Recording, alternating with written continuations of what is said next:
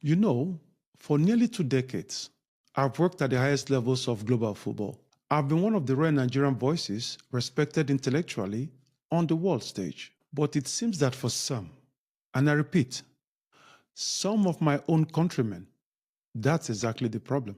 Now, jealousy is one thing, but active sabotage, that's diabolic. But let's look at the pitch and the toxicity that might have cost us this AFCON title.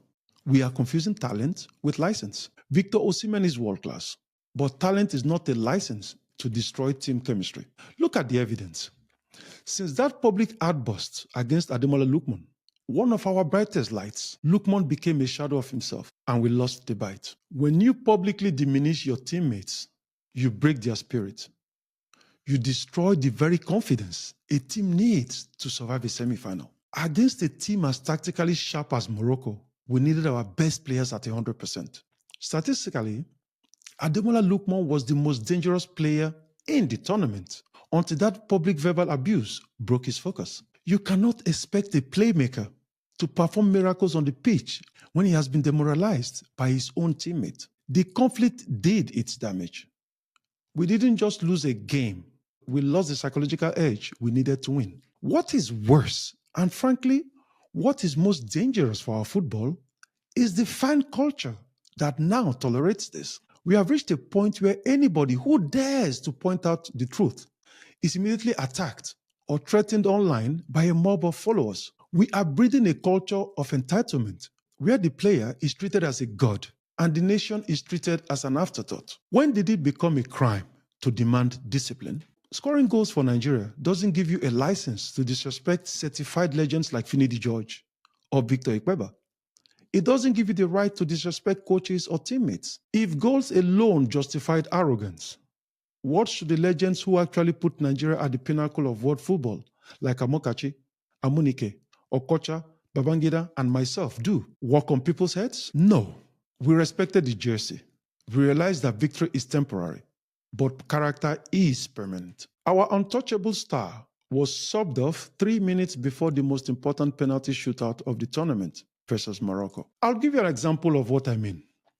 Before the final in Rabat, a video went viral of the Super Eagles celebrating widely for winning third place against Egypt. In the media tribune where I sat, I watched as African and European pundits mocked us. They couldn't believe it. There was a time when the Super Eagles shed tears at second place, because to us, anything but the trophy was a failure. Celebrating third place builds a culture of mediocrity. We must remember, the decline of our dominance began exactly when we started being content with bronze. If we want to be Africa's best again, the wild celebration for anything less than gold must stop immediately. Finally, look at the reality of where we are. We failed to qualify for the World Cup on the pitch, where it actually matters. Instead of looking in the mirror and taking responsibility, we see this desperate protest to FIFA against DR Congo. Have we not realized what is happening here? Since the announcement of this protest, the conversation has shifted. Many are no longer pointing fingers at those truly responsible for our failure. Instead, they are cursing DR Congo. This is a calculated deceit, if you ask me.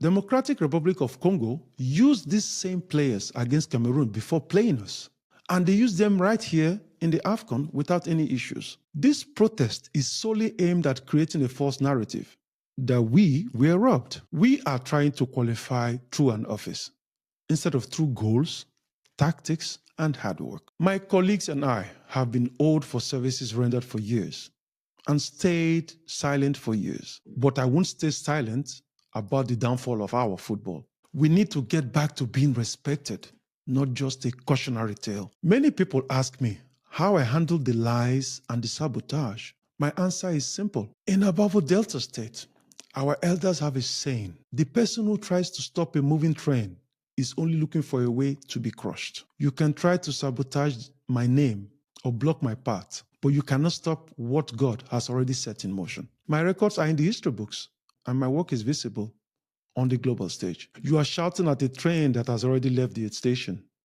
Focus on fixing the house you are burning down, rather than fighting the man who is trying to help you put out the fire.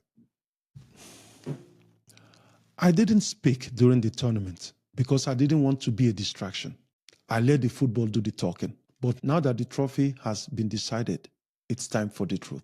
If we don't fix the discipline and the administration, there won't be a Super Eagles left to support. I am Sunday Oliseh, and I am a very proud Nigerian. God bless Nigeria.